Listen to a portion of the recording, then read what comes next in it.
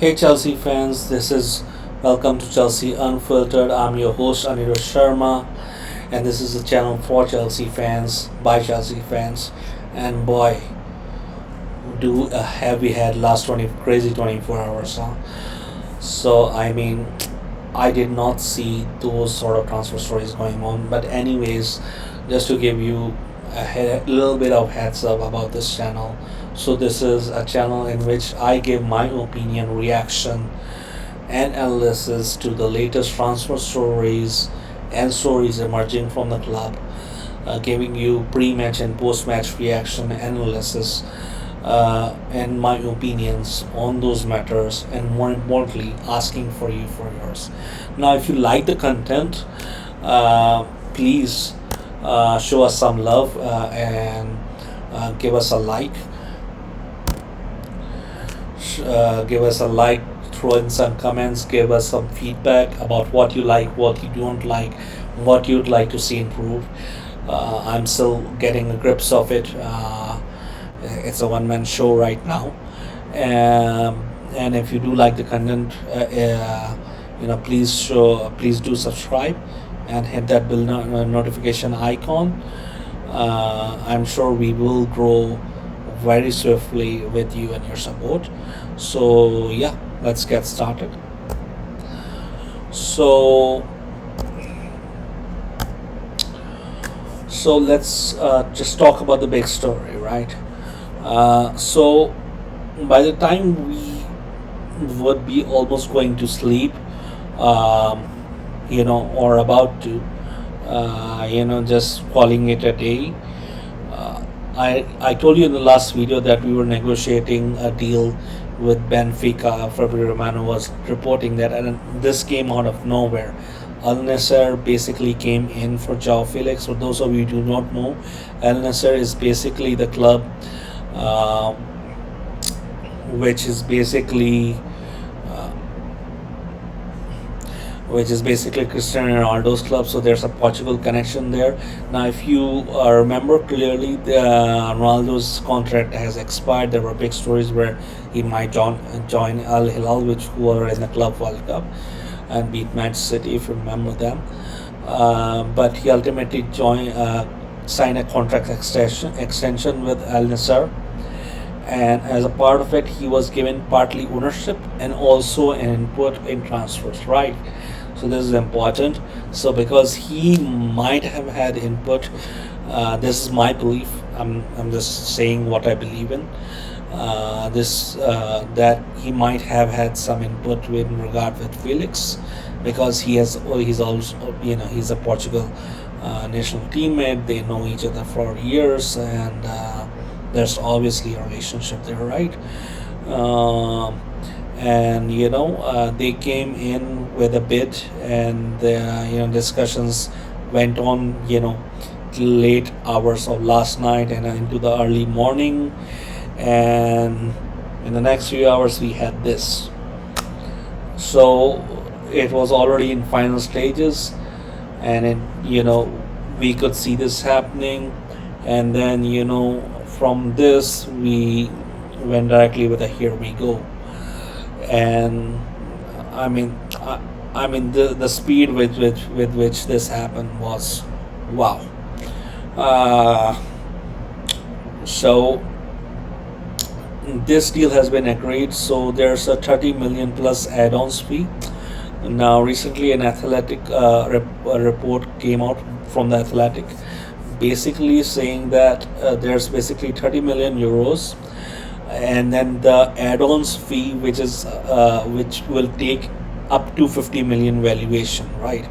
So that's like 20 million in add-ons that is going to be there. So there's going to be 30 million, which is going to be immediately paid to Chelsea, right? And then there's going to be these add-ons as they kick in, and there's also a sell-on clause, so that one way or the other, Chelsea's 50 million valuation uh, you know gets to be met one way or the other. And I think Chelsea were trying to strike a similar deal with Benfica, but Al Nassr obviously saw this as as Chelsea likes to say, an opportunity signing. So it's already here we go. Joao Felix is already there. I think he's going to do the medical this, and I think yeah. So best of luck to him. He has had past few seasons have been hard for him. Last 3 or 4 seasons, from the looks of it. But I hope it works out with him with his friend and national teammate Cristiano Ronaldo, the legend, and obviously.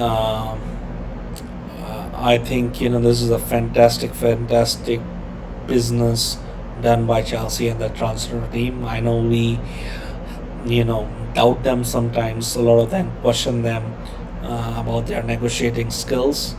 But I have to say, I mean, you know, Chelsea getting their 50 million valuation one way or the other is impressive in case of Joao Felix. I think I already put it out in my Twitter account, but we already made 116 million, in fixed sales, plus add-ons and undisclosed fees, whatever is going to be there. It probably takes us well over 150 million. So yeah, so this is a fantastic, fantastic transfer that we have done. Hopefully, we can wrap a few more that are like Renato Viega is one, of course, Nkunku, Raheem Sterling. So hopefully, we can wrap those up as well. But again, an impressive deal. Um, yeah. So moving on, I'd like to talk to you about Kieran Dewsbury Hall quickly. So he's a player which has divided opinion among Chelsea fans. A lot of people thought that he was basically a misguided gift by the Chelsea trans directors basically. I personally thought always that he was kind of an underrated signing, and he's basically the antithesis of Danny Drinkwater back from the day, if you remember him, right? So I think he's a consummate professional. He's been interested by Enzo Maresca as a closer, right? If you've seen the recent games in the Club World Cup, in the Conference League, I know you do not rank that much, but he always started those. But in the Premier League games, we saw some of these games that Kieran Dewsbury Hall was interested to be a closer, and I think that is an important aspect. So he's kind of this utility player, and he's happy to be here. So I would not personally mind him staying, and that looks to be the case for Chelsea. They are open to selling him as long as there's a good offer. So I think, and the rumors have shifted from Fulham looking for, loan with maybe an option to buy it, then to maybe looking, going directly for the buy, along with maybe Raheem Sterling. Hopefully, the Raheem Sterling win happens. I'm not sure about this. Um, but I think what we paid for him was about 30 million. Just looking at the Joao Felix deal, I think we'll most likely want minimum of 35 million. So at least so we are making some profit from that. So yeah, let's see what happens in that space. Uh, Moving on to potential incomings. Now, before we move on to the big talk between Simmons and Hato, let's talk about a brewing story which I dis. I, Now this is a story I dismissed because the story came out on the eve of Chelsea versus PSG, in the Club World Cup final, and at that point of time, I thought this is just Chelsea just trying to be a little cheeky. We are a bit cheeky. We are maybe trying to play some mind games. It's just that. But this story kept ring after again and again, and L'Equipe, I think, has kept mentioning us insistently. So maybe there has been some sort of inquiry about You know what the situation is, because this, as Chelsea likes to say, is could be an opportunity signing, right? So PSG has basically signed Lucas Chevalier. He's a really good goalkeeper. I would have wanted him at Chelsea. I think a lot of Chelsea fans who are familiar with him would have wanted him because he's really good with his feet. He's really a top shot stopper. No surprise, Paris Saint-Germain have gone for him. Uh, and basically, they paid 40 million euros for him. Now, because this is because a deal between Donnarumma and PSG had basically stalled, and there's only 1 year left. It's quite similar to Mike Maignan situation at AC Milan. So and it's just not us who has been linked. It's also Manchester City and Manchester United. Now, looking at discussing this transfer story specifically with regards to Manchester City, they just brought James Trafford, from Burnley, and I think they paid about 27 million pounds, if I'm remembering correctly. If I'm wrong, just type it in the comments what the actual fee was. But I think it was 27 million pounds. So that's a huge fee for a goalkeeper. So they have already brought a goalkeeper. They already have, they're they are well handled in that department. So I don't think going for Donnarumma makes sense for them, right now. And even if Edison is maybe sold, even then I think they are not going to go for Donnarumma. I don't believe he's the guy they will go for. I think James Trafford is someone they'll be building their team on. I think that is my personal belief, and I think Edison will go maybe in a season or two, not in this season. That is what, despite some Turkish reports coming in saying they're going to do something about it. Secondly, with Manchester United, I just don't think, because I think the asking price is close to 40 million euros, close to what they just paid for Chevalier. So I don't see, Manchester United just do not have the capital for that, and they have other positions they need to focus on before looking at the goalkeeper. So I do not think that is going to happen either. That leaves us. So we're in the clear in terms of that department. Donnarumma is a great shot stopper, but I'm not quite sure he's quite good with his legs, and that is what Enzo Maresca and his system demands, right? That you are good with his legs.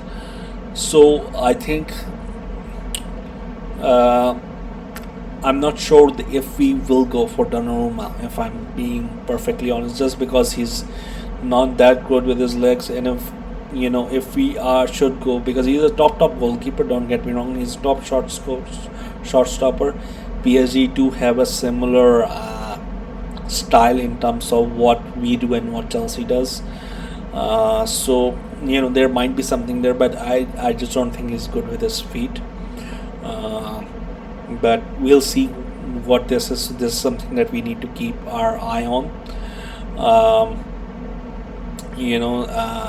And basically see what's going on there, right? So we will keep an eye on it. Now, moving on to Xavi Simons. Now, I know a lot of people are getting nervous on it. Now, this is from a Chelsea account. Now, basically, what has happened is that Chelsea owners, I told you about this in the last video, that Chelsea owners have, from the looks of it, has gotten involved, and I think what's happening is Chelsea owners and Leipzig owners are going to be in direct conversations with each other, because it's not about giving bids, it's about structuring the deal, right? And I think the complication is there's also involvement of PSG, because I think PLs, they have a sell-on clause or something like that, and they get a percentage of it, the PSG. So I think it's about structuring the deal, which gives both Chelsea and Leipzig that. And there have been basically we also did something quite similar to Nkunku. Hopefully this signing ends up being much better than, much more successful than Nkunku. I do hope that, but I think that is how it's gonna happen. Is that just like with Pedro Neto, one day we went from A to Z. They're completely, and we heard here we go. I think that's what's going to be. We are not going to see any bids come in. It's just going to be the next news we hear about Xavi Simons is going to be here we go. And as I told you about in the last video itself, Chelsea sources, people who are in the know, from Chelsea, who have who have connections within Chelsea, are basically saying that this is going to happen. This deal is going to happen. Xavi Simons is going to be a Chelsea player. So you don't get nervous, Chelsea fans. I know there's some PTSD with Olisi deal happening, and the Osimhen deal going haywire. But I don't think that's going to happen here. Also, because if you know that Bayern Munich are going for basically Luis Diaz, I think that it's almost a here we go as we speak. So Bayern, I don't think are going to spend that kind of money on Xavi Simons, which leaves Arsenal, and I think Arsenal, while I think they have contacted Xavi Simons in the last few hours or few days. I'm not sure of exact chronology, but I think they have to sell some players. They do not have enough capital to basically go after Xavi Simons in the way Chelsea have, and Xavi Simons is clearly has his sights on preferred destination as Chelsea. You can see him saying the right things, doing the right thing, following Chelsea player accounts, and all that PR stuff, right? So I think this deal will happen. So let's be calm and let Chelsea higher ups do their thing, because if Iqbali is involved, he is going to close this deal. We have seen that with Enzo Fernandez. We have seen that with Moises Caicedo. When that guy comes in, he is going to close. So let's keep our fingers crossed and be patient, and hopefully this deal will get through. I do believe that will happen. Now talking about another Chelsea player, which is going to be Hato. I think what has recently come out, he has basically requested not to play in a preseason friendly because he does not want to get injured, and because he believes the transfer will happen, and which is what I'm told, that Gerald Hato will be a Chelsea player in the coming few days. I think by the end of next week we should see Hato becoming a Chelsea player.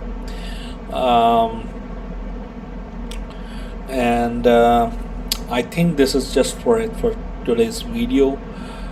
Some important outgoings. I'll be back tomorrow reporting on some other important stuff which has a plan for it, and some of the other developing things which are going on. But yeah, the Felix story was really huge, and yeah, Xavi Simons, and I think it will happen. There is one more thing that there is a Nicolas Jackson thing brewing with Newcastle taking up interest. I think Shesko, from what I see, Shesko is in their sights as a top priority, and I think next week they are going in. But I do believe that instead of Shesko, it will be Jackson who might end up in Newcastle rather than that. And if that happens, you can be sure that we will sign another attacking player.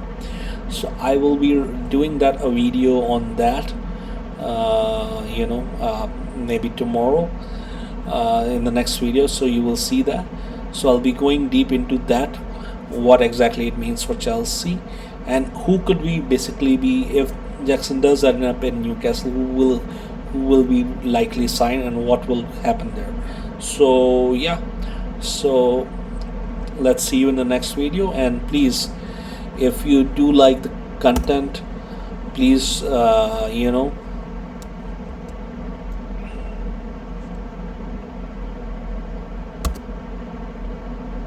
please show us some like, and sorry, Please show, please subscribe, like, comment, and share this video with your friends, family, and all the Chelsea fans.